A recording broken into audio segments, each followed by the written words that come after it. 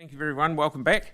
We'll hear deputations to the speed limit changes, reports through item 6 through to item 11. And first up, I'd like to welcome Derek, please. Is there a Derek? Go and walk about. Okay. I know Marie's here, so away you go, bud.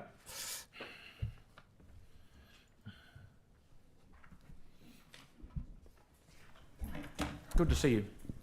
Great. Kia ora, magandang umaga po sa inyong lahat. Good morning, everyone.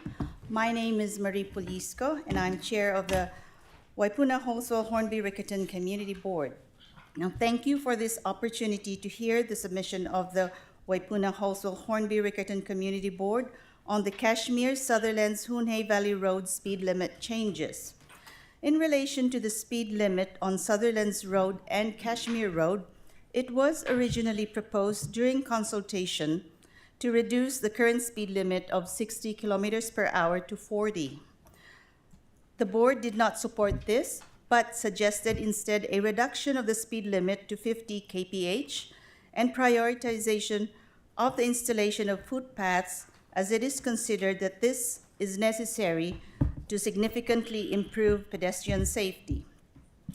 Now, the board understands that the staff recommendation now is to set a speed limit of a combination of 40 and 50 kph along specified areas of Sutherland's Road and Kashmir Road. The board notes that the 40 kph speed limit also will be reviewed following the implementation of a footpath. Now, a 40 kph speed limit is not exactly what the board wanted, as stated in its submission, but preferred a 50 kph and the early installation of footpaths to avoid the double costs of changes to the speed limits. However, should the council decide to set parts of Sutherland's Road and Kashmir Road with a 40 kph speed limit, subject to review following the implementation of a footpath, and stressing that it is important that the footpaths for these roads are listed in the top priority of the new Footpaths Delivery Package program, then this is acceptable to the board. I would like to note, however, that one board member has a different view based on public feedback she has received supporting a blanket 50 kph speed limit. This comes from driver frustration at varying speeds when the road code rules of driving to the conditions always supersedes speed limits anyway, and from concern about further ratepayer expenditure arising from a future increase of the speed limit from 40 kph to 50 kph. In relation to the speed limit on Hoonhay Valley Road, the board supports the proposed reduction from 60 kph to 50 kph. Thank you. Thank you very much, Marie. That's right, very clear. Thank you that's Oh, good. good. Thank you. As I see, is it you, Derek, down there hiding? No, he's not a Derek. Got Adele. Okay, thanks, Marie. Adele, please. Thank you very much. Welcome. Good morning. Good morning. My name's Adele Jarrett, and I'm the Secretary for the Halswell Residents Association.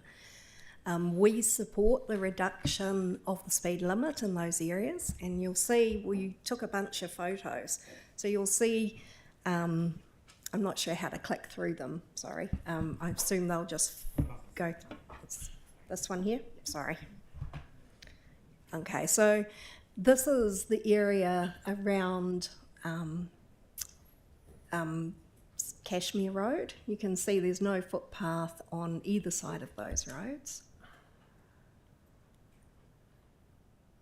This is the intersection of Kashmir and Sutherland's Road. The footpath ends well before the intersection.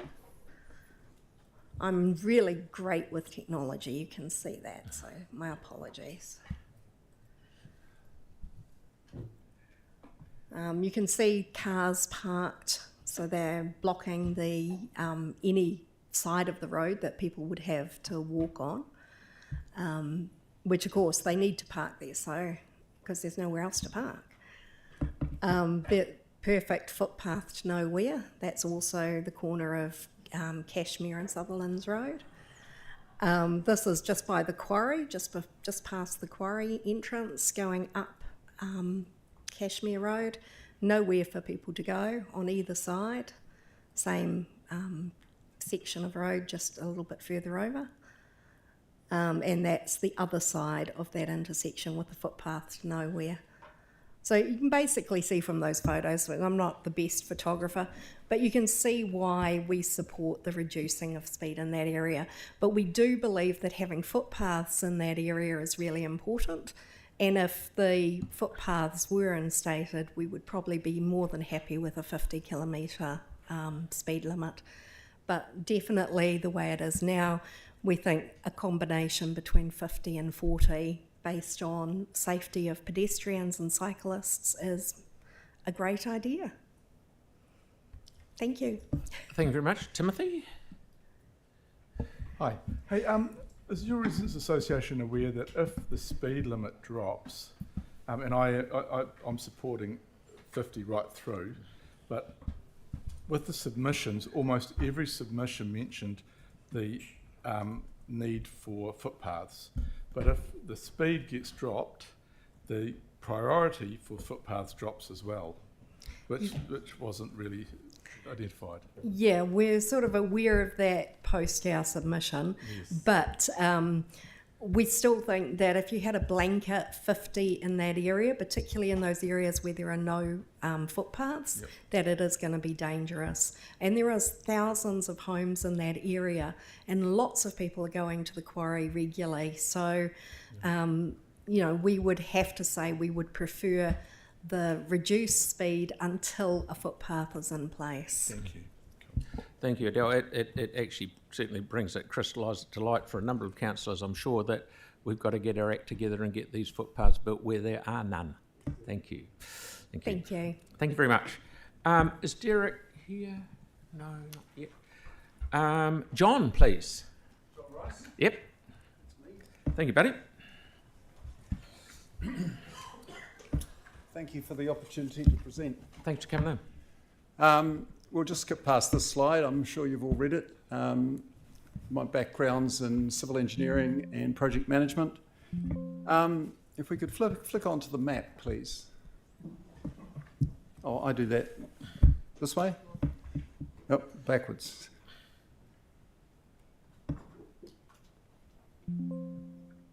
Something's not quite right. Is that the arrows I used? Yep, there we go. I generally agree with the speed limit reductions.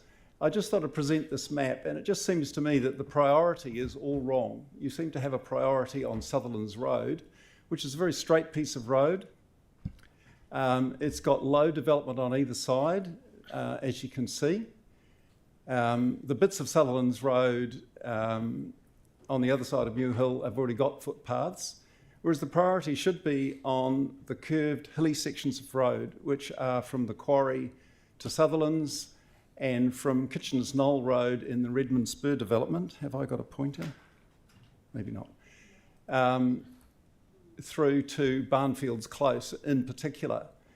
At the top of the hill there are many sections, residential developments, old ones that have direct access onto the road, and also some new sections that have direct access onto the road. And I think that section should also be considered for a 40k limit rather than a 50k limit. I guess that's my main point, is I think the priority here for footpaths and for speed limit reductions is all wrong. It should be on the hilly sections of road.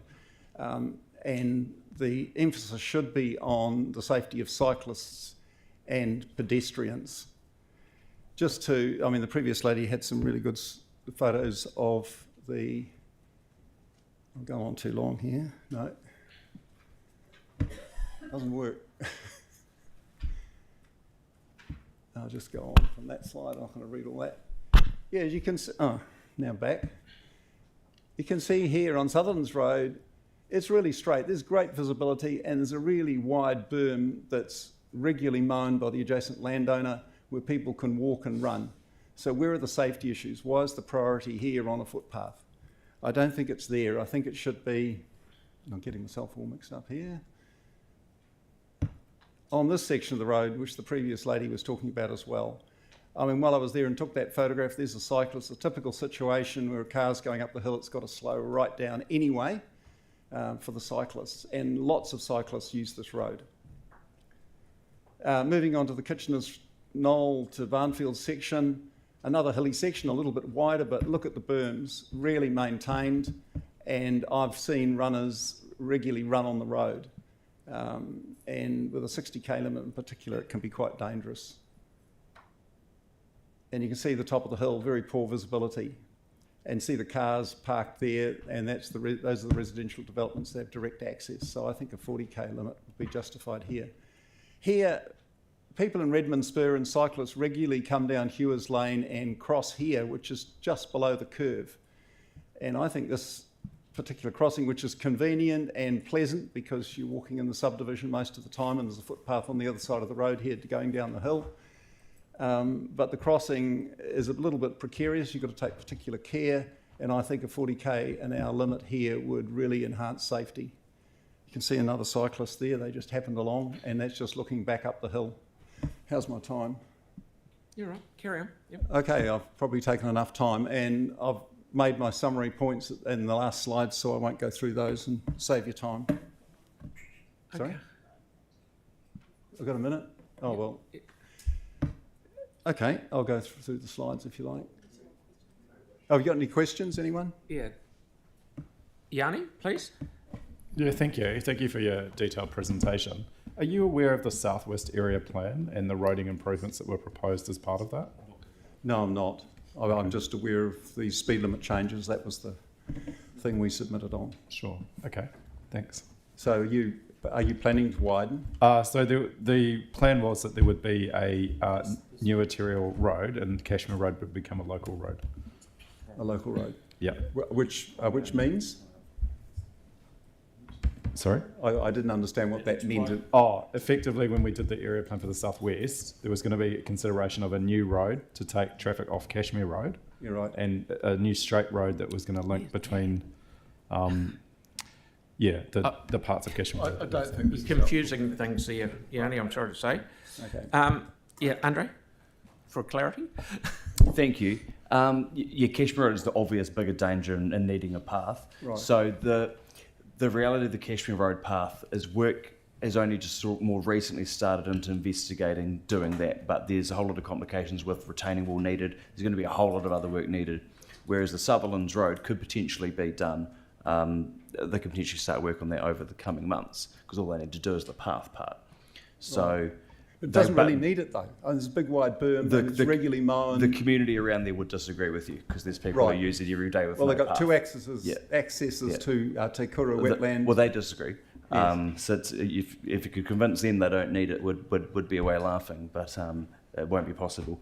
Right. But doing the same thing to Cashmere Road over the coming months would be a physical impossibility, I guess is what I'm saying. You mean the bit from the quarry to? Because there's so much work that's now being required. There's a huge amount of work, and that's why that's a real priority for speed reduction, for sure. So what I'm saying is that work is underway, but Sutherland's Road path will still be needed.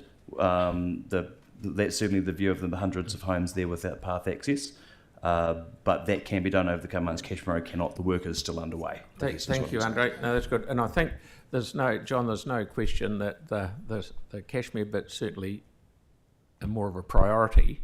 Yes. Both sections of Cashmere, they're both hilly. Yeah, absolutely. You've got the same issues for cyclists. I mean, cyclists love riding that section. I mean, you see whole pelotons coming past on the weekend. Thank you I think very you much. need to think about safety first and of pedestrians and cyclists. And, a lot of people didn't submit too. Fair comment. Thank you very much. Yeah. Thanks for So you've coming got in, to think mate. about them as well. Good on you. Okay. cheers. Okay, is Derek here, please? Nope. Righto. Who else we got? Nikki here, please. We are a wee bit early. Danny. Diane. Is anyone here? Is anyone who hasn't submitted here? Harrison. Yeah, but he's not. No, he's not here. He's not on this. Oh, Fox is here. Yep. Thanks, Fox.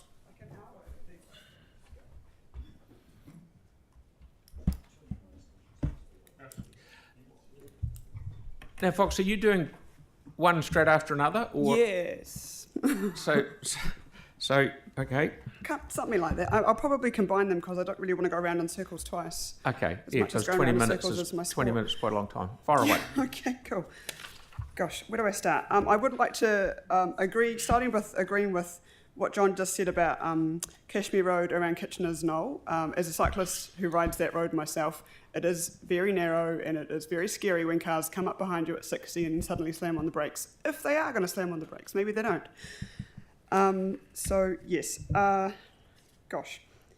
Okay, so Kashmir, Sutherlands and Hoonhay Road. I'm just going to combine myself and Spokes. They're both basically the same. If I couldn't even find my own personal submission for some of these. I would really like to see consistent speeds. It's really confusing when you're like, it's 50, it's 40, it's 50, it's 40, it's 50, it's 40. People just go, oh, fuck it, I'll just go, sorry, excuse my language. I'll just go 50 the whole Carrying time. on. I'll just go 50 the whole time because they can't be bothered. So, yes, it's narrow. Yes, there are bits without footpaths. Footpaths aren't going to solve the situation for cyclists, especially along Kashmir Road. It's just going to make it safer for one and not the other. Shared paths don't make it safe for pedestrians. They make it dangerous for pedestrians. We like separated infrastructure here. So please make it consistently 40 for as much as you can under the legislation. It would make it safer for everyone and more consistent for drivers who don't have to go, oh, which one is it? And my car's not smart enough to tell me which one it is. Some people's are, but some people's aren't. Gosh, I wrote all these notes, but now I don't even know if I can say them. I really don't want to see you wasting money on a separate consultation down the track to go, oh, now that we've put the footpaths in, let's raise the speed limit back to 50. I think that's a total waste of money. People will get used to the new speed limits, just like they finally did in the central city. Just keep it 40. Don't bother doing another consultation to raise it back up again. The current travelling speeds tell you that people don't go 50 anyway.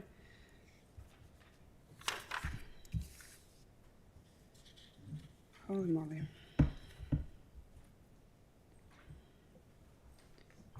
All right, let's move on to the next one. Te Kaha and Southeast Central, let's kind of combine those two because they're basically the same. Yes, we're disappointed that we can't get the 30, but please do the 40. The variable speed limits is incredibly expensive and it doesn't make it safe all of the time. It only makes it safe during events. So for cyclists who are using Chewham Street, when the cycleway stops being protected and you continue on Chewham Street, you've just got a painted line. It's not good enough. We need safer speed limits. Occasionally, I actually drive my car, surprisingly. And I went up and down Madras and Barbados recently just to see what it's like. And everyone's going 40. It's the sensible speed to go. It's what traffic allows. Just make it 40 all of the time. And for that reason, you should also extend the 40k as big as you can.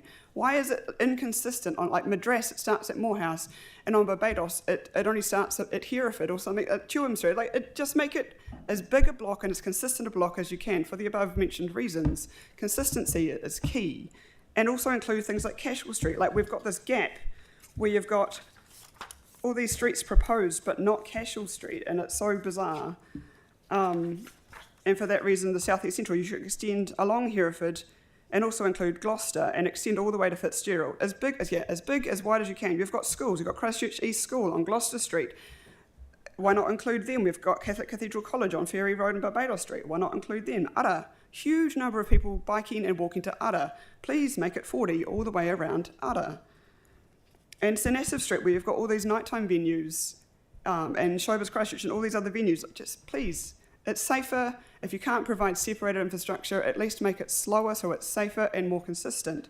And then it's not just like, here's 10 metres of 40k zone between the 50k zone and the 30k zone, which everyone ignores. Gosh, let's rattle through them. Okay. I don't know if that time is for 10 or 20, so we'll just keep going. That's the first one of the two you've got. So okay, cool. You practically got the rest of the day. Oh, fantastic, fantastic. I mean, I was called for like 10:50, so you know. I mean, I just hope that they've read my submission, and there's so much there. I really just want a huge 40k zone wrapped around the 30k zone, if we can, because of the huge number of pedestrians. And like narrow streets like Armagh Street, cyclists use that heaps because Gloucester Street's too fast and other streets are too wide. Armagh's nice and narrow, and it goes from 30 to 50 to 30 again. Makes no sense. Please make it sensible. All right. What have I got? You've got the smoke submissions there. The Anne's sorry that she can't be here. She's away at the moment. Are there any questions on that? No, I should probably keep going. Sorry. I had all this stuff prepared to do, and then I was just like, you know what, there's too many words on this piece of paper. I will talk briefly about Norwest Arc. Okay, so I live in this part of the city in Herwood, and people will go, what's the point of a 40k speed limit? You've already got a separated cycleway. Well, I tell you what the point is. Drivers entering and exiting properties don't want to hold up the traffic behind them. They would rather risk hitting a cyclist because, oh no, I can't hold up the traffic behind me. It's 50k zone. I have to race across this cycleway. No. If you make it 40, they feel less like they're holding up traffic because everyone's going a bit slower, they can respond a bit faster, they can respond in a shorter distance. Make it 40 so people can enter and exit their properties without hitting a cyclist. I've had so many close calls with drivers racing to get across the cycleway because they can't see past the parked cars and they're just so worried about holding up traffic. They are more worried about holding up traffic than they are about the lives of cyclists. They literally do not care. And the same for pedestrians. They don't even know how to give way to pedestrians on the footpath.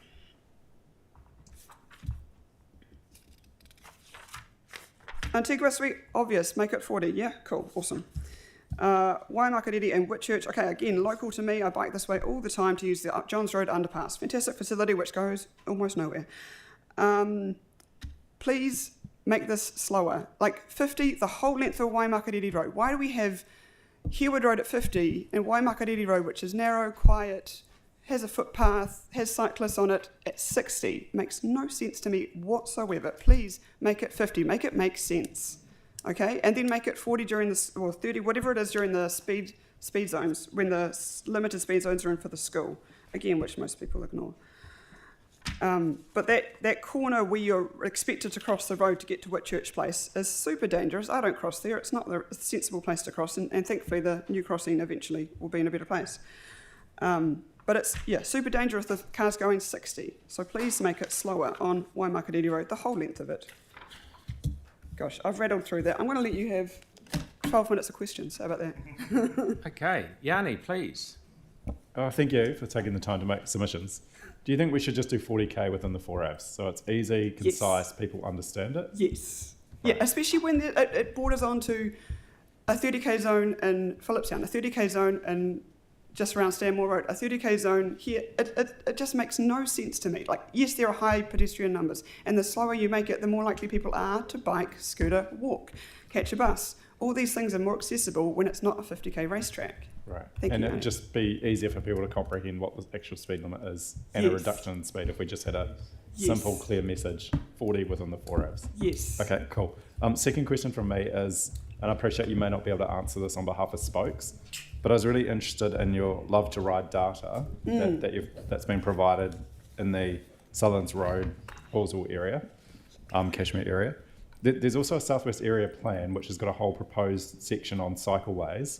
Have you done any looking at the cycleways infrastructure in this area and what the gaps are? Because we hear a lot about talking about reducing the speed limits, and I get that that's our conversation for today, but a lot of that's focused on making it safer for cyclists. I'm just wondering if there's other things that we should be considering. Yanni, like this the is just about speeds in this area. It's not about cycleways, which one day I'm sure will come. But this is just about speed. Yeah, in the area. except we've had a plan for like 20 years and we don't seem to know what's happened to it. Okay. So Okay, thank you, Yanni. If we can't get a cycleway, please reduce the speed. That's the number one thing. Okay, Yeah. thank you very much, Fox, for coming in. All done. You're all done. Sweet. I'm here to schedule even more. Look at you go. Okay, good on you. Thank you. Right, have we got Nikki, please?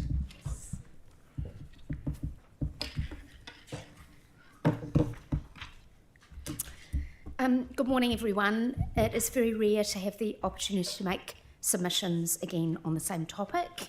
Thank you for the opportunity.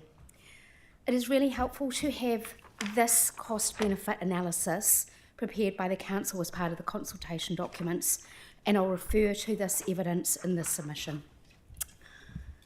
I'm appearing on behalf of Carter Group, and we continue to make submissions because we, along with many others, have contributed to the post-earthquake rebuild of Christchurch, and we care deeply about the city and its future. We do not wish to see our central city experience the same challenges facing Auckland and Wellington.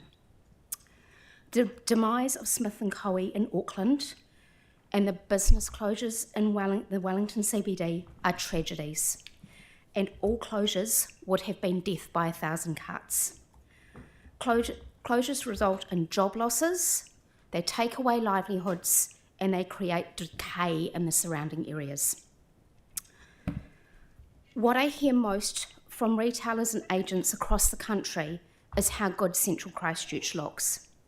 The comments are then very quickly followed by a comment about how important it is that the commercial heart of the city is accessible, including by motor vehicles.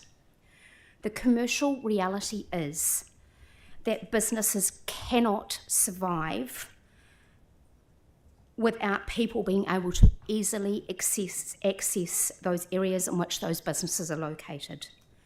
Therefore, I'm asking you please to listen, to make sure the city is easily accessible by motor vehicles, and make the decision based on evidence. Traffic congestion by council design needs to stop. It is pure madness.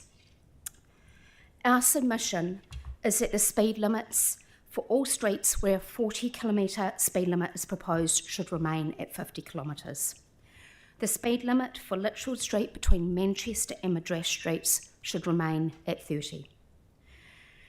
The reasons we are submitting that the speed limit of 50 kilometres should be retained on the streets where 40 kilometres is proposed are: Madras and Barbados Streets are major distributor roads, and these roads are designed to promote north-south travel across the city. There is no justifiable reason using this cost-benefit analysis that the 40-kilometre speed limits can be imposed. The changes can't be due to safety concerns given the low number of crashes on the affected streets. The proposed Te Kaha speed limits together add nearly 30,000 hours of additional travel time per year.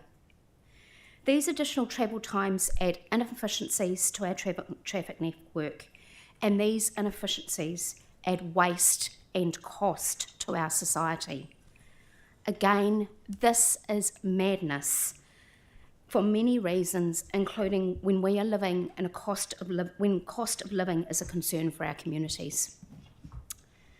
The reasons we are submitting that the speed limit of 30 kilometres should be retained on the portion of Litchfield Street between Madras and Manchester Streets are: the consultation paper says that the 10-kilometre speed limit should be implemented because it is classified as a civic space.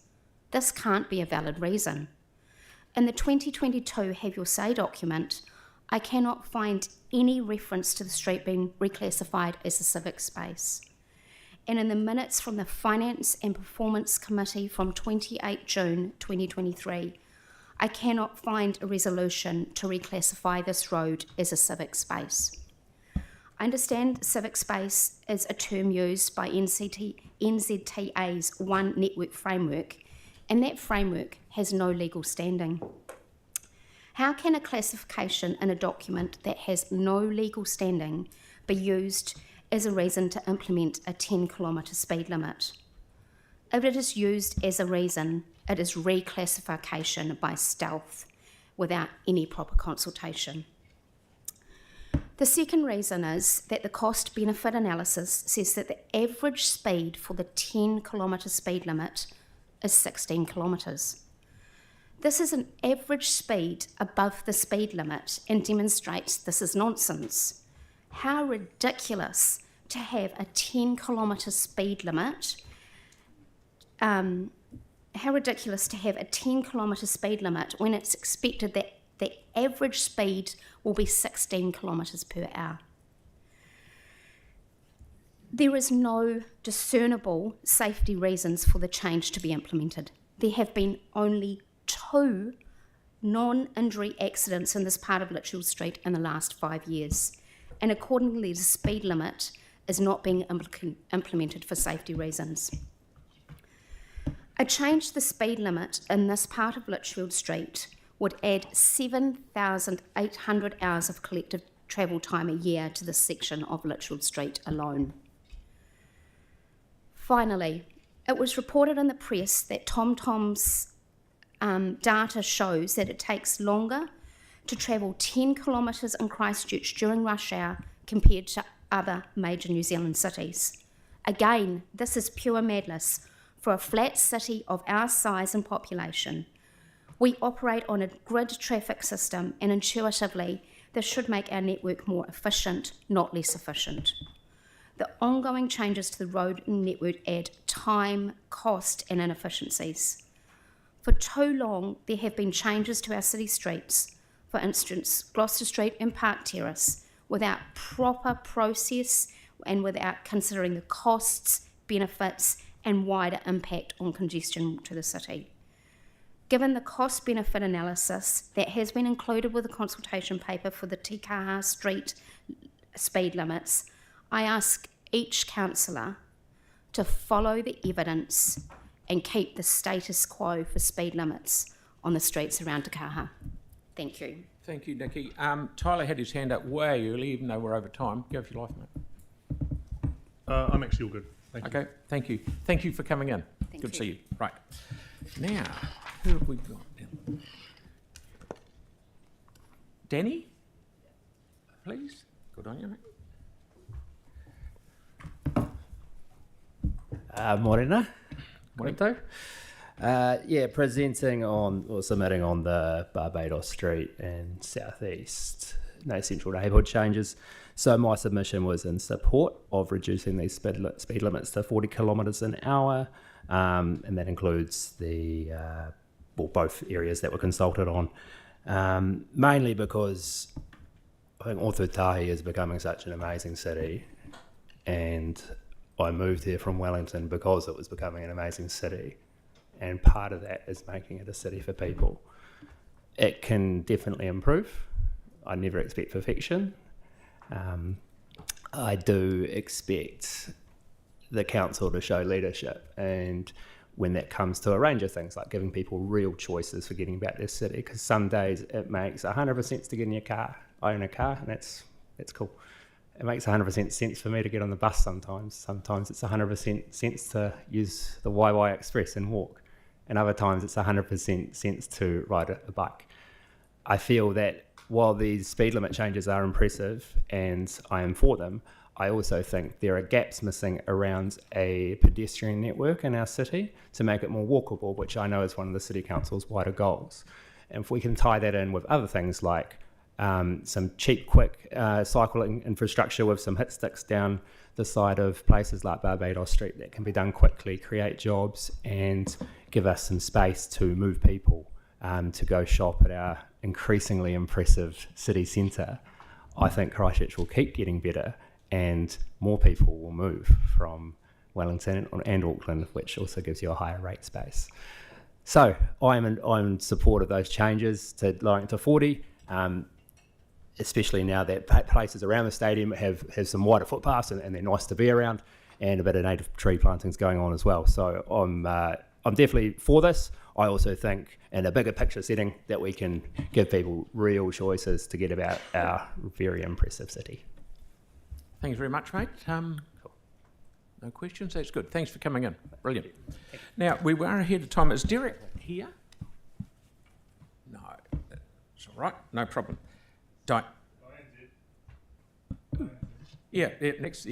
Next one. Diane, please. Before I forget, Merry Christmas to everyone. Yeah, thank you. Thanks. Right, there's some pictures up there. Okay, so now you can see the completed portion of the Aorangi or Northwest Arc Cycleway. You can see they have completely separate areas there. And I want to address the 5 advantages of the lower speed limit. So first, the safety benefits for all users, but especially cyclists. Why cyclists need special treatment, I'm not sure. And there was somebody else who mentioned that everybody has their own lane to travel in, but the problem is crossing when people coming in and out of driveways. And I can agree with that, but I've met ladies terrified of coming out of their driveways because they're terrified of hitting a cyclist. So not every driver wants to hit cyclists. Most of them don't, because it wrecks their car. Anyway, I mean, somebody could travel at 30K along the street and have a heart attack, or some other thing happen, and they could cross that nice bit of greenery there and into the cycleway, and it has nothing to do with the speed, but it has to do with the medical condition. So number 2, it says it aligns with the approved road layout. Well, this road has existed for a long, long time. And I'm sure that the way they've changed the road, it's not exclusive to 40 Ks. It could be 35, 45, or 50 Ks and still be fine. So number 3, expected to result in 0.3 fewer non-injury crashes each year. Really? If there were 100 non-injury crashes on this section of road in a year, this would equate to 0.3% of a non-injury crash. So this is really a meaningless statistic.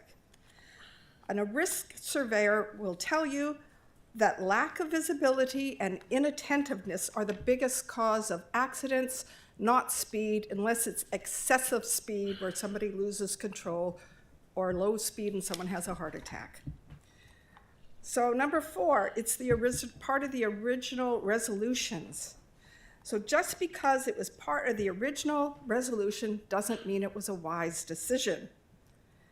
Number 5, supported by the majority of respondents.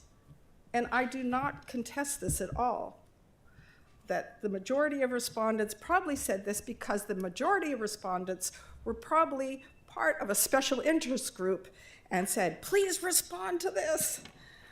The point is that most ratepayers do not know about these consultations. Most ratepayers are busy working, trying to make money, to pay their rates, to pay their mortgage, to put food on the table, to pay rent, and so forth. So they don't know about this. And most respondents that know about these consultations don't believe or have confidence that you guys are listening or will pay attention, so they don't bother.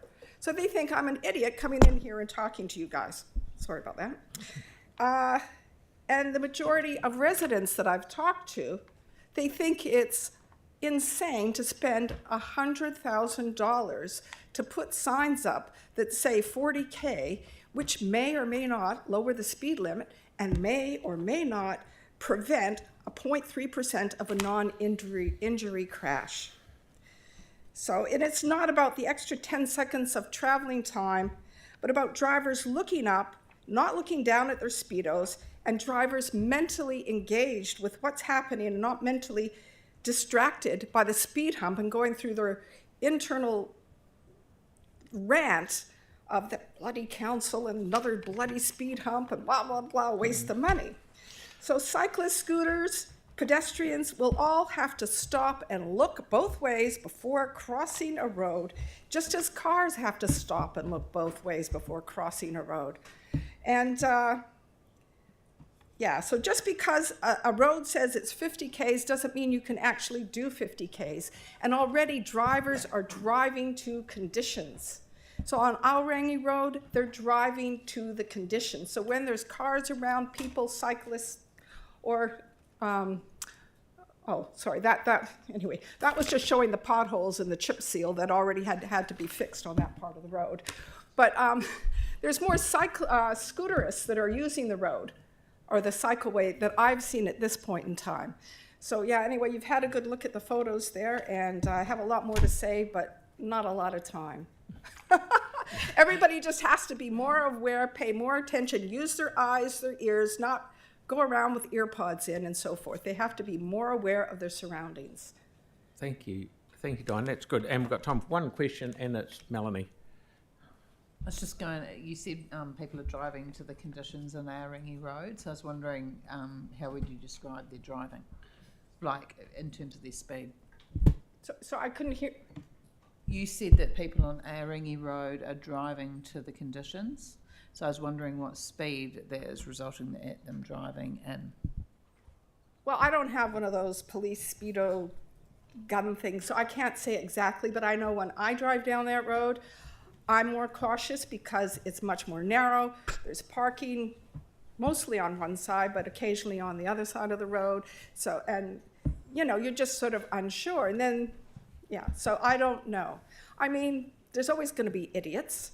There's always people driving too fast, but most people are concerned. Most people don't want to have accidents of any kind. I have family members that cycle. I have friends that cycle. I used to cycle. So I'm not anti-cycleway, cycle lane. Thank you, Diane. Thank you. That's good. Okay, now, just in case Derek has popped in, maybe? No, I think we've given up on Derek. Sorry. That's great. We've got one left. Is Jeff here, please? Jeff, is that me? Yeah. How are we going, team? Good, mate. That's good. I was just asking ChatGPT because I did a count around the room. I said if there were 24 people in a meeting room and the average salary was $100,000 and everyone worked 40 hours a week and 52 weeks of the year, what's the average rate in the room? So what are we spending at the moment as a council?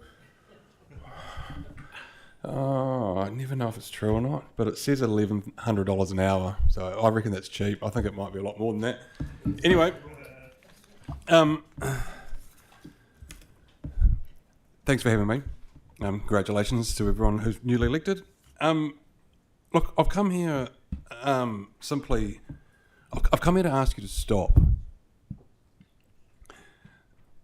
This is about the Antigua Street speed limit thing, right? You don't need to do this. Here's the thing. I spend most days in and out of my office on Antigua Street. I don't know, I'm 4 or 5 times a day, I'm driving in and out, seeing clients. The most dangerous thing that happens daily on that street is e-bikes ignoring red lights. I like cycle lanes, for the record. I use those all the time. I don't have a problem with the fact that you put a cycle lane in. In fact, I support them. But it doesn't mean that I can't see the truth about what's going on within the cycle lanes and not on the road itself. You see, for me, the biggest risk to pedestrians is e-bikes because they go so fast and it's often difficult to tell how fast they're going. And in my experience, cars do not drive down Antigua Street faster than e-bikes. I want you to remember that you have spent a significant sum of money on traffic calming measures down that road. And the result of that is that traffic is calm and it's not going fast. So I did have a question, because I know that in your reports there was a number that said that the average car travelled at 36 kilometres an hour or something along those lines. I assume that report was done before you put the traffic calming measures in. And I haven't seen in anything a report that's been done subsequent to that to find out what the traffic is now doing. Is that true? Like, is there a number that says we now know what the current average speed of cars is now that we've spent however many millions of dollars? I'm not sure. I don't know. Okay.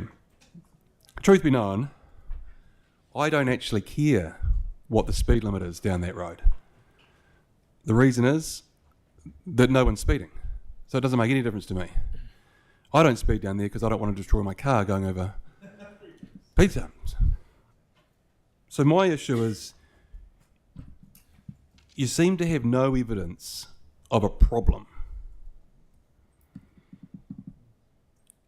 You don't know what the current speed is because we haven't measured it.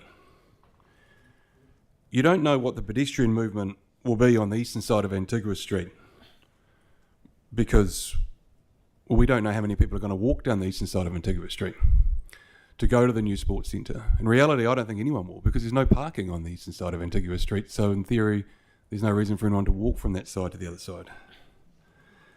I also noted that one of the submitters who supported the 40 kilometre an hour speed limit pointed out that the street has a crash record of 11 pedestrian on cyclist accidents and 3 serious injuries involving a car in the past decade. I mean, 3 car accidents in a decade doesn't feel like a reason to go and spend a whole lot of money, especially given you've just spent millions on traffic calming measures. So my opening statement was, please stop.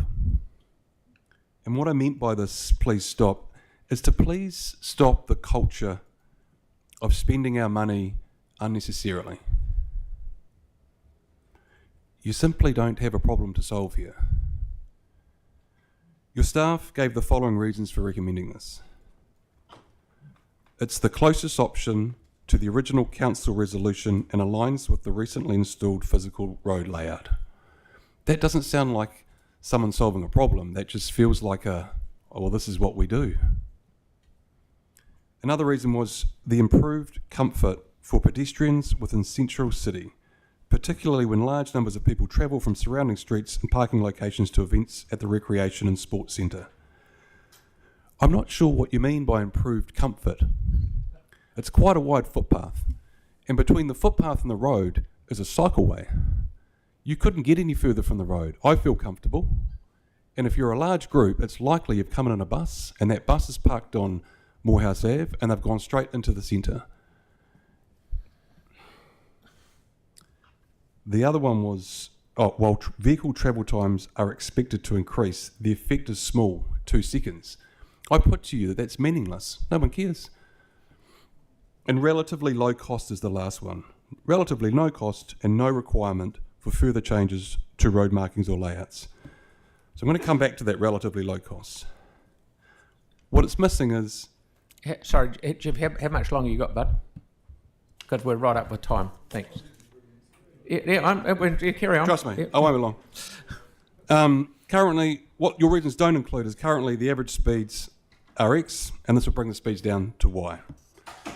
Other options, disadvantages, there are no estimated crash reductions and small additional capital costs associated with changing speed limits. Look, the point here is we're looking for cultural change from you, the council. You will probably continue the process of spending money on problems that don't exist because that seems to be the culture. You will argue that the majority of submitters supported this request, but this will ignore the fact that you didn't need to open up the issue to debate at all. And given that you have not proved you have a problem to solve, if you do approve this, can you please do me a favour and pass an additional resolution that kindly asks staff in the future to never use the phrase relatively low cost or small additional capital cost. Every dollar matters to an elderly person living on a fixed income. These may be tiny, small additional costs, they all add up. And if you don't have the mindset that staff using language like relatively low cost is a sign of cultural overspending, then you're misreading the room of the New Zealand public. The government stepping in to force a reduction in rates rises is because we see the excess every day and we do not buy into the line that everything is caused by inflation. We have all adjusted our budgets to reflect the new normal, and one of the things we don't do in our businesses and in our personal finances is use the term relatively low cost. We simply don't need it, we don't buy it. So, in closing, all I ask is you think about the term, was there any evidence that you had a problem, and therefore, do you have the courage to look at this and go, we don't need to spend this relatively low cost? Thank you. Thank you, Jeff. No problems. Brilliant. Okay, I'd like to thank all our deputation speakers, and before we turn to our staff reports, I'd like to welcome Mahina Henry Campbell, who I had the pleasure of mentoring this year as part of the two-year program. We are a bit ahead of time. She might not be here. She might be outside. Okay.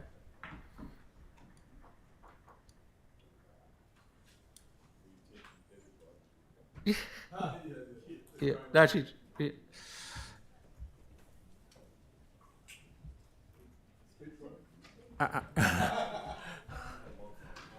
Yeah. Mahina works out at Punawai. Yeah, not Nahoiwha, Punawai, and she does an absolutely fantastic job. Here she is.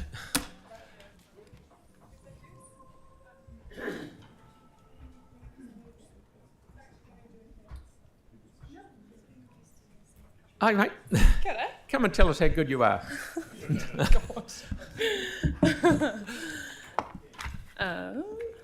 Kia ora everyone.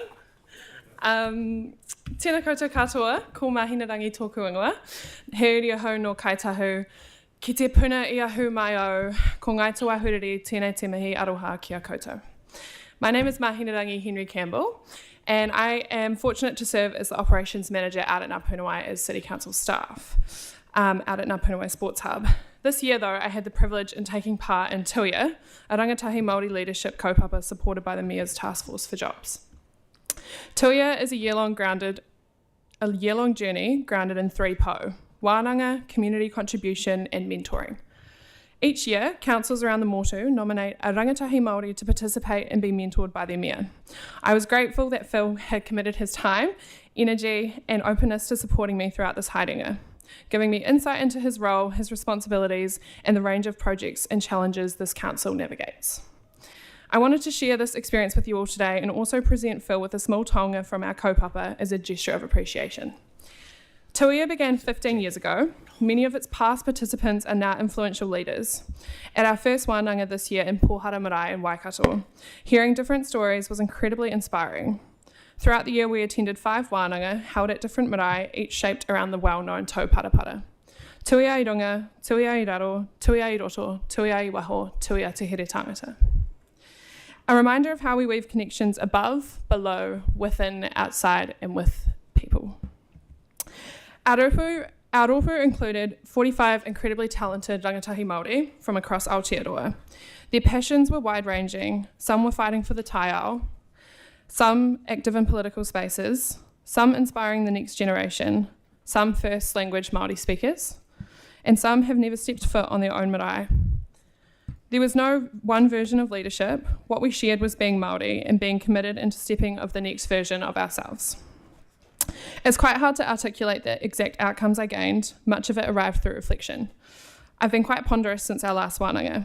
What does leadership look like to me? What truly remarks progression? A title, direct reports, speaking roles? Where are my spaces to act Māori, think Māori, and be Māori? What I do know is that I left feeling deeply inspired. The aspirations in that room were rooted in protecting people, communities, environments, and tradition. In many ways, those intentions mirror the roles that you all hold here at Council. Across our city, across your wards, there are rangatahi holding powerful ideas, aspirations, and knowledge. The next generation of leaders is already here, and the potential that they bring is extraordinary. So I leave you with this challenge. Where can you empower rangatahi in your own communities? What does holding the ladder down look like for you? Are you working with rangatahi or simply consulting them? How can Māori and non-Māori rangatahi have a seat at the table and not just a voice in the room? And what does genuine empowerment of young leaders mean in practice? For me, Tuia has been life-changing. I feel like I'm only beginning to understand exactly where my leadership can thrive. But I know it grows in the best spaces where it can be nurtured and woven amongst existing structures of good leadership. Soon you'll see many of us, the next wave of leaders, sitting around tables like these, making decisions for our communities and for our people. And we will remember whether we were given meaningful opportunities to contribute to the future we will soon inherit. We want to inherit a strong world, strong enough to keep weaving above, below, within, outside, and together. Mō tātou ā, mō ka uri a muri ake nei, for us and our children after us. Just to finish, I want to thank Phil for his support of me in the kaupapa this year, and I'm really excited that we're growing that to support 2 rangatahi next year as well. I'm glad that we've had the opportunity for reciprocal learning, from practicing the pronunciation of parakiori to co-starring in some trendy TikToks. I'm here to help. This hoodie was designed by some members of my Tuia cohort and represents the journey and values of the kaupapa. I wanted to give this to you as a reminder of the wide collection of rangatahi Māori you have impacted through your belief in Tuia and what it creates. Ngā mihi nui koutou, have a restful break and enjoy the new year. And this is what the hoodie Thank you, Mahina. I've had a fantastic year as well. Right, coming down.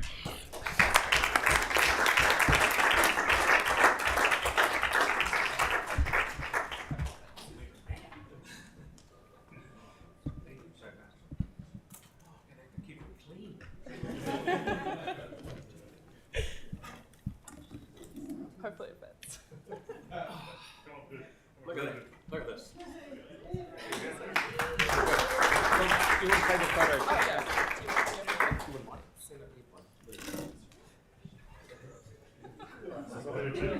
Hey? Two, one. Half shot. 3, 2, 1. Perfect. All right, mate. Thank you. Thanks, everyone. So much. See you later. Thank you.